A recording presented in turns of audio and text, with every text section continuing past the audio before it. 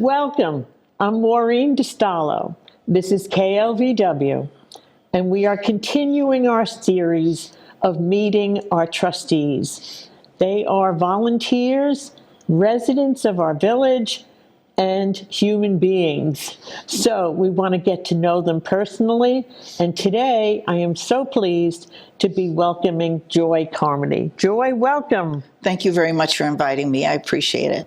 Thank you for being here.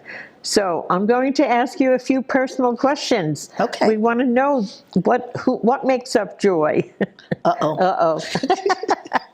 So how long have you been here? How long have you lived in the village? Approximately 10 years now. 10 years. Long time. And what brought you to this specific village?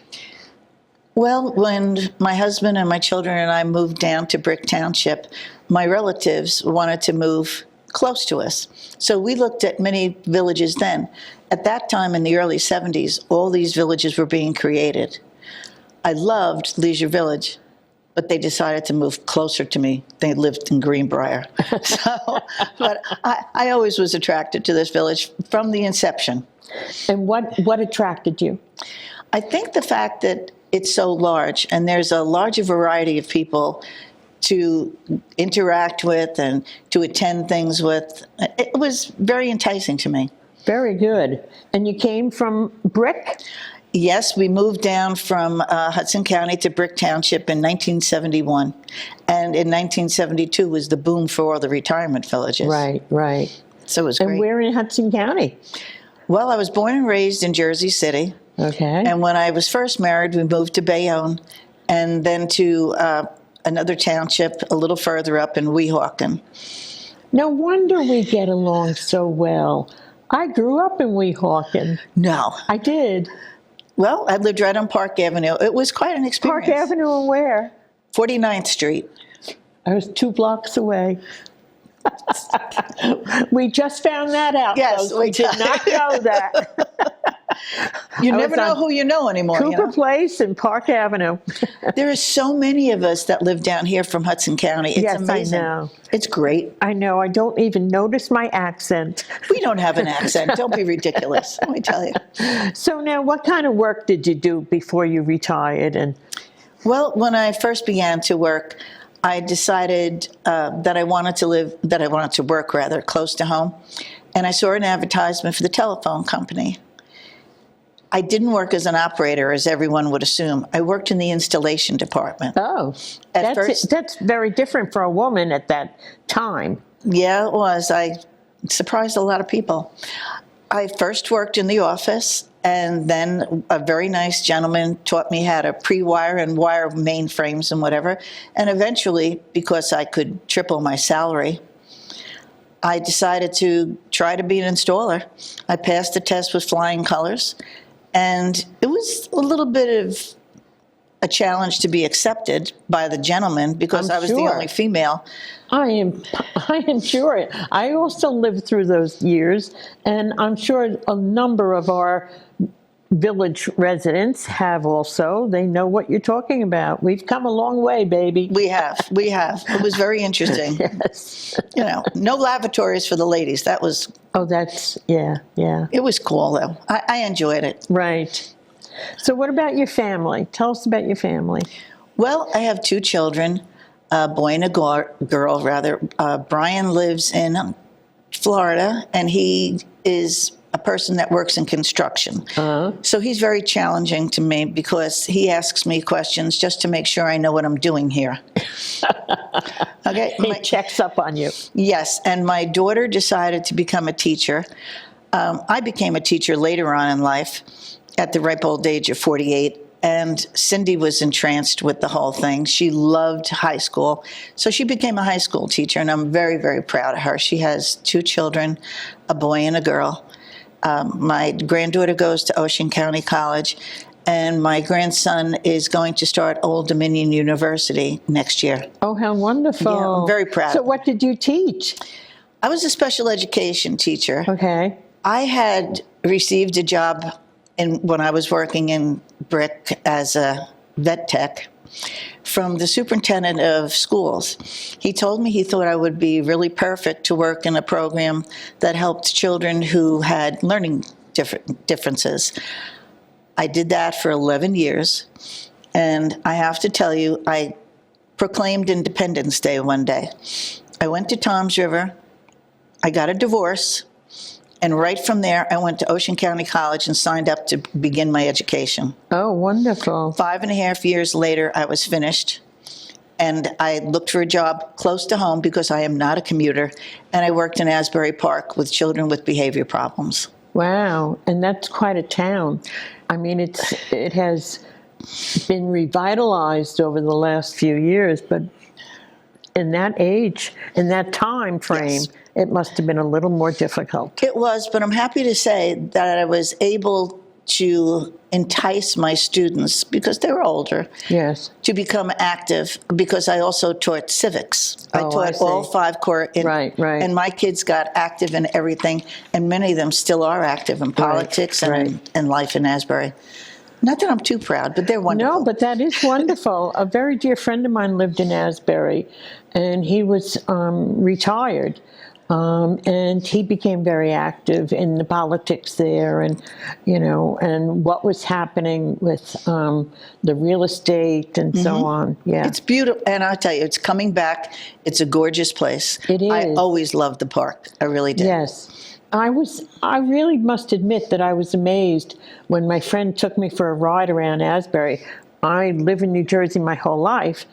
I had no idea Asbury Park had so many little ponds and lakes And so much history. oh my heavens, yes. The history in that The municipality history is great. amazing. Yes. But it's more beautiful than I always thought of it. Convention Hall is an historic landmark. Yes, yes. I hate to sound like an advertisement, but I really think people should look into the park and see all the history that surrounds it, and then go over to Ocean Grove and really be tantalized by the housing. Yes, yes. Ocean Grove has a special place in my heart. We stayed there off and on for many years, and a friend of mine even had a little hotel, and I've been there now to the retreat houses, and I really love Ocean Grove. It's a whole new world. Yes, it is. It is. The tent city is fascinating. It's like going back in time. Yes, it is. It's It great. is.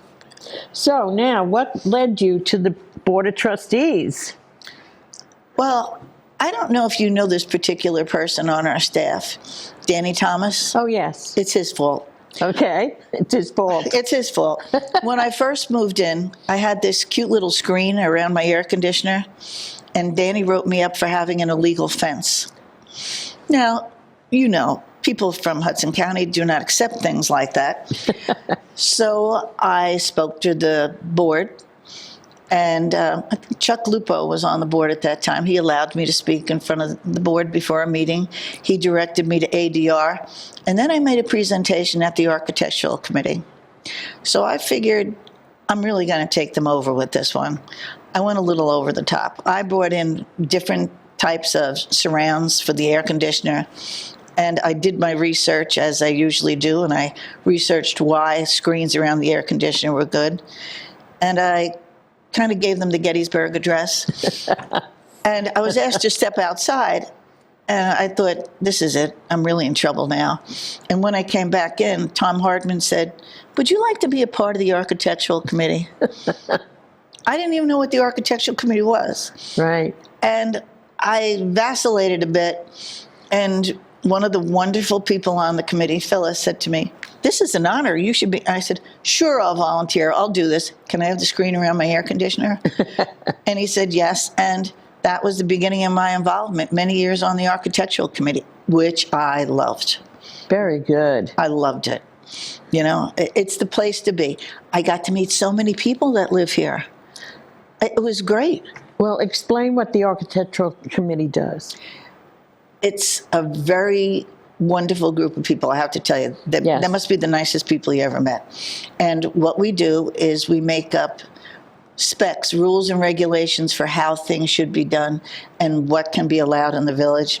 So when you ask for something to be done on your property, whether it be fixing up a 5-foot area or moving a door or a window, You apply to the administration office, they write up a permit, and someone from the architectural committee is assigned to that.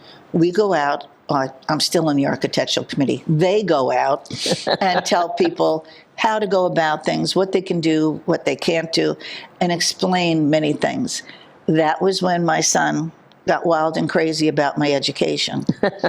You know, when I said I was going out to look at windows, Brian said, "Mom, what's a flange?" Oh. Okay. Yes. You know, "Mom, what kind of motor do you need for the garage door opening?" So I went to a garage door company and educated myself. Okay. It's great.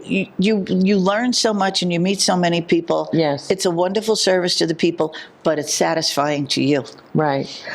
I find in my lifetime, any volunteer work gives me as much, if not more, than I give out. Definitely. I mean, you know, it just, that's the way it is. It is. Serving You know, people. No matter what you volunteer for. That's right. I agree with you 100%. You know? Yeah. You know. Yeah. But it was from there, ironically, Tom Hardman and I both decided at the same time that we were going to run for the board. Okay. Joe Schultz encouraged us. So it's his fault, too. Yes. And, you know, we both won. And we were there together. We were compadres. It was great. Yes, yes. We learned together. And what do you like the best about being on the board? I feel that this is an opportunity to make a difference. This is an opportunity to put my thoughts and my ideas to work. It's an opportunity to work with people to not just make this a good place to live, but a better place to live. Mm-hmm. At one time, our development was way up on top. Now we've slid down a little bit. I'm looking forward to bringing the West back to the best. Okay. And I think this group of people that I'm working with, as many of the people that I've worked with in the past, are dedicated to making Leisure Village West exemplary among communities like ours. And now we have a new community manager, so we're on a roll. 2026 is our year. Yeah, right. It's been my experience, I'm here quite a few years, and it's been my experience that while I may not agree with decisions made by the Board of Trustees, I've always felt that they deserve my respect because they're volunteers. And how many hours a week do you put in? You really don't want to know that. Yeah, because I was surprised when we talked with Steve, Leslie Randall, when we talked with Ivan. I mean, the enormity of the hours is really, I think people should know it because they need to know how, and it's volunteer, you're not getting paid. Yes. You know? Yes. I will tell you, this last week and the week before, I have been working so hard on Greenfest, entire days have gone by. Right. I finally got to go out shopping with my girlfriend, and I couldn't go in the store with her because I was on the phone with the attorney. Right. Some things, when we have projects, it's, to me, all-consuming because I like to get down to the very nitty-gritty. Don't forget, in the last few months, we've had a lot going on. We've had Greenvest, we've had other projects, community manager, and then Comcast and Xfinity. Right. We've spent many hours, more than usual. Usually, I would say 20 hours, 25 hours on a slow week. Right. And we do have meetings in between, regularly scheduled meetings. We have workshops, but we also have special meetings, sometimes even on a Saturday. Mm-hmm. That's just the way it rolls. When you say you want to do something, either you're in or you're not, Right. to my mind. Right. I give my whole self. I know it's not supposed to be a job, and I don't look at it as a job. I look at it as a service not just to the community, but to me as well, because I'm a resident. Right. You know, if Yes. you're not part of the solution, you're part of the problem. That's very true. Very true. Yeah. I was attracted to this village by the landscaping. Yes. I loved the trees overhanging Buckingham when I moved in. Unfortunately, a lot of them have died, and they've been replaced by these smaller trees. So I'm waiting for them to grow a little. But I was also very entranced with how it was laid out. Yes. It's not cookie cutter, as they say. Right. House after house after house. But the houses are turned, the houses are twisted, the roads are also windy. I appreciate all that. It is That's a what I village. love. Yes, and I have to tell you, I say it is a village for two reasons. First of all, as you said, it has a nostalgic look. It gives a homey look. Right. But when I first came here, I referred to our homes as a development. Well, I have to tell you, another very important person in my life, Marie Lamberti, corrected me in spades. This is not a development. This is a village. We work together. We help each other. This is not where you came from. This is a whole new mindset. And she put me on the right track. Okay. Because this is a village. Yes. We care about each other. You can say on Facebook that you don't feel good, and there'll be 10 cans of chicken soup outside. Right. Correct. I love that. Yes. You know, we help each other. When can I come over? How can I help you? Yep. You Yep. know, And that's the way it is. It is true. That's It why is we're true. blessed to have the pantry. Yes. Look at all the things that Rita does with all the other people that volunteer. She helps other people. That's right. And it goes throughout the community, and people know that they're loved. Yes. Sometimes we kind of forget that people do care about us. Right. And there are people who feel alone. And those people now know that they're not alone. There are other people that care about them. Mm-hmm. And that's the wonderful part about living here. The landscaping is nice. The clubhouses are nice, but the people are better. Well, I have found also that this is a place where people come at a certain time in their lives where they're still very active. Mm-hmm. However, they know they're not going to have to move. Yes. They can age in place. And I pray that everyone in the village ages well and ages Yes. really long. Yes. Because that's what you want from everyone. And so when you look at someone who's 100 years old, I know. and you say, oh my heavens, you know, or I find I go out of the village and I hear someone, oh, can you imagine this person's 80 years old and still walking around? And I go, excuse me? Hello. I know people 90 who are still playing tennis. So this is a wonderful place to age gracefully, athletically, Yes. with friends, with neighbors, with, you know, even. That's why the pickleball courts are so great, because you can, if you can't play tennis anymore, you graduate into pickleball. That's the first thing one of my former teachers told me to do. Right. Get down there and play pickleball. Don't get old. Right. You know? I don't want to get old. That's part of my involvement, though. To my mind, if you just sit home and look at TV and you're not involved, I felt like I was going to wither away. Right. I have a very hard time standing back and not getting involved. Yes, yes. There's something definitely in here that's wrong or right. My grandfather used to tell me that, you know, if you see something that you don't agree with and you're not helping to correct it, shame on you. Right. I don't want my grandfather to be mad at me. You know, I'm very cognizant of what they expect from me. And Right. I'm still that little girl who says, do what's right.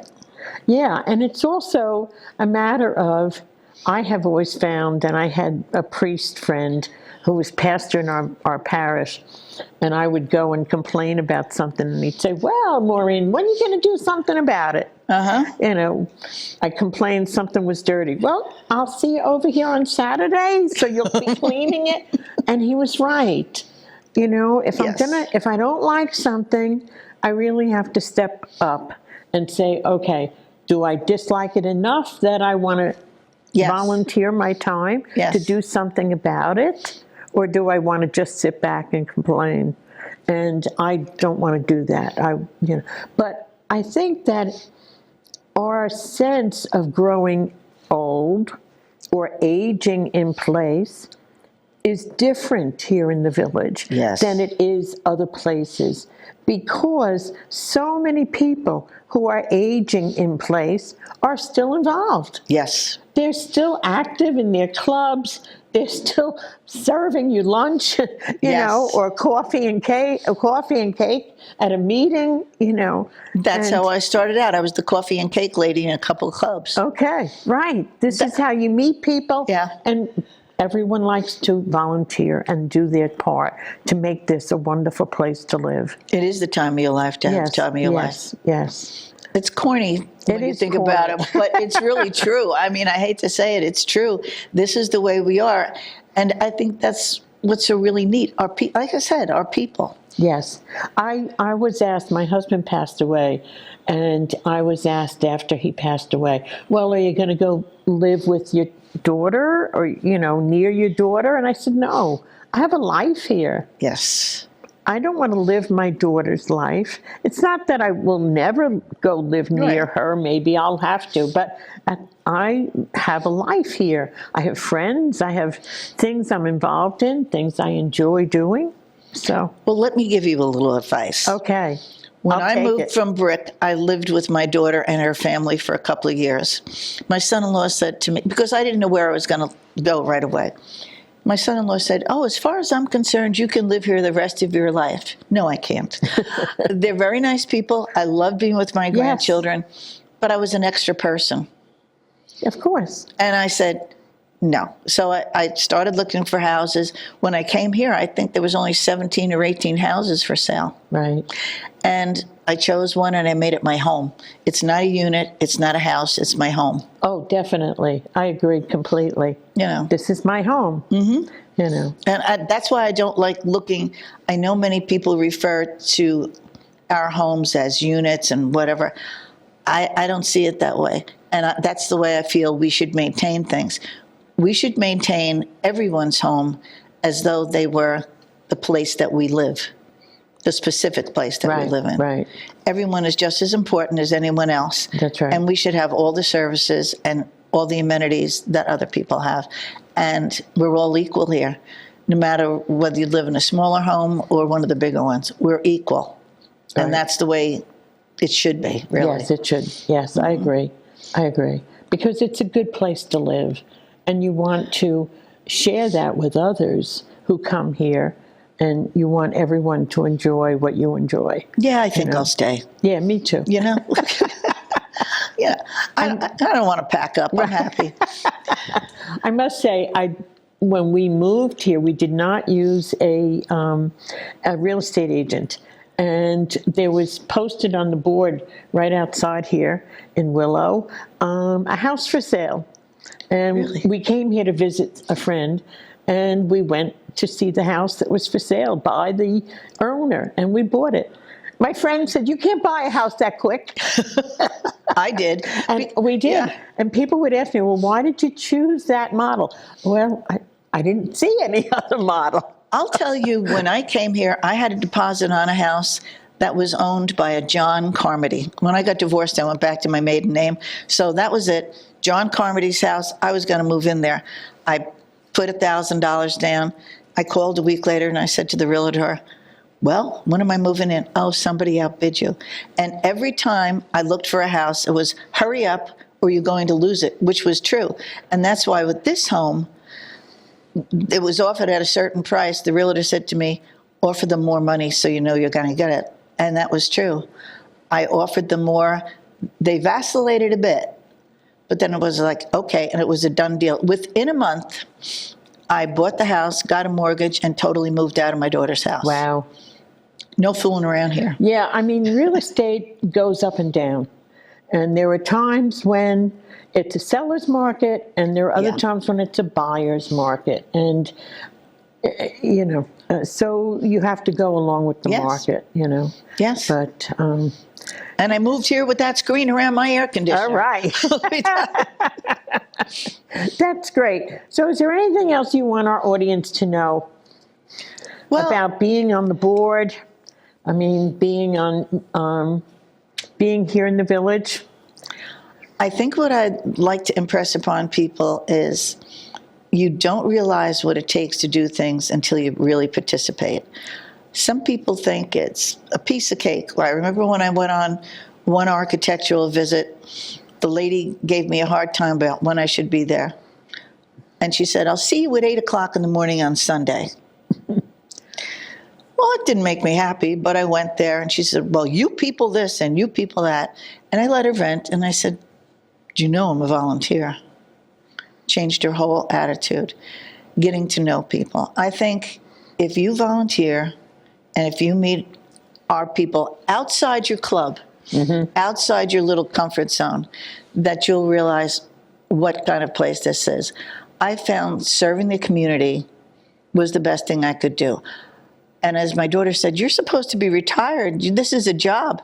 I don't think I could be on the sidelines. I'm too curious. Actually, I'm nosy. And I like to know what's going on. And I enjoy researching things. That's kind of my shtick.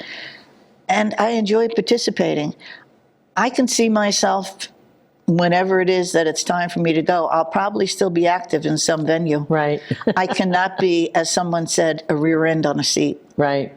But I would encourage everybody to participate. When there are openings in committees, that's when you really get to know the workings of the village.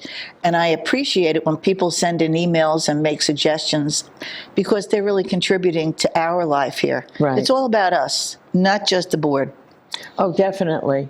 Oh, definitely. If we have to realize that if people just come in and decide that this is, a place to be taken care of, they don't get the fullness of it. No. No. You have to get out there and see what people are doing to help you have a wonderful life here. And I love constructive criticism. I want to, if I'm not growing, I shouldn't be here. Right. I love it when people give me input and tell me to sit up straight and don't wear such block clothes, and I like that because it's constructive and it's making me better. Right. Not that I'm marvelous, but it's making me better. We all strive to be the best person we can possibly be. Yes. And that will last till we take our dying breath. That's how I feel. That's how I feel. Learn something every day. Right. Didn't your mother tell you that? Yes, of course. Yes. On Cooper Place in Weehawken. There you go. Well, Joy, it's been a delight to be with you. And I thank you so much for coming and opening up, Thank you for tolerating me. I know I'm not the most eloquent person, No. but I really try hard. And You do a wonderful job at it. Thank you so much. I appreciate you so much. Thank you. Thank you. And thank you, everyone, for being with us, and have a wonderful day. Thank you.